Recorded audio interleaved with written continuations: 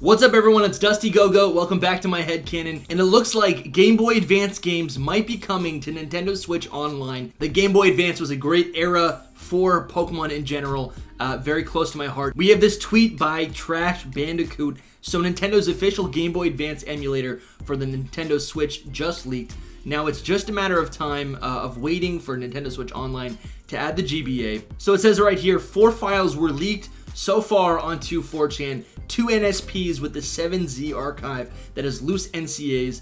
I don't know what any of this means. The 2 NSPs is a Nintendo developed GBA emulator called Sloop. Here's the logo right here. And the 7Z archive is called Hyoko, which is a Game Boy emulator with all Game Boy games being separate applications. These emulators are developed by Nerd, Nintendo Europe, Research and Development, and are both functional, albeit with a few bugs. Actually, so that means Game Boy Color, or maybe not Game Boy Color, but just Game Boy games in general, will also be available on the Nintendo Switch. What happened to the Game Boy Color? I feel like, you know, if you're gonna do Game Boy and Game Boy Advance, you got to do the Game Boy Color.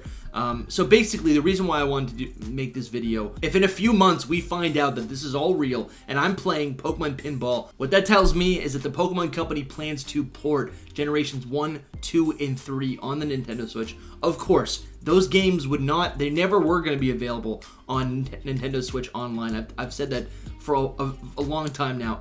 These games will be either released in a physical copy, or what they would do is just make them available like a normal purchase in the eShop. There is an eShop, but there's no virtual console. All of Generation 1 and 2 were available for the 3DS, and that was a great era for Pokemon because you could play so many games on a single console. I think Nintendo has made it very clear that the Nintendo Switch is not going anywhere. I think the next iteration of the Nintendo Switch is going to be similar to what we saw with the 3DS, where it really just extends the lifespan of the Switch another decade, really. I mean, we've had the Nintendo Switch for, since 2016, 2017. You know, that's a good 6 years. I think we're going to have the Switch for at least that amount of time, and even more. And if they're gonna do that, they got to bring these old Pokemon games onto the most current console. I would love to play Ruby and Sapphire on the big screen. And if they re-release it, what they could also do is add in all the special events that are no longer available, like the Eon ticket, right? You could go to Faraway Island and capture Mew and do that whole research event. You could capture Deoxys. In the remake, Omega Ruby Alpha Sapphire, Deoxys was then available to players. A mythical Pokemon no longer being mythical, but rather just a regular legendary that you can encounter in every single playthrough of the game. What they should do is make anything that is no longer available, whatever Pokemon it is, or event in the game on the original cartridge, if it's no longer available, they should make those available in the re-release on a port. And the thing that makes this seem even more likely is that Pokemon Bank on the 3DS will be discontinued in the next few years, rendering any GBA, so Gen 3, so anything from Gen 1, 2, 3, 4, 5, 6, and 7, every single generation from Generation 1 to Generation 7 will not be compatible with Gen 8 forward. This is a step in the right direction. I think if they port Gens 1, 2, and 3, maybe 4 and 5 if they're feeling nice, but Gens 1, 2, and 3, if they port those games to the Nintendo Switch, then of course we'll be able to move those Pokemon to Pokemon Home, and we're going to maintain that accessibility. I would think that they should do this. This needs to happen. I think it will happen eventually, whether it's in 2022 or 2026, I don't know.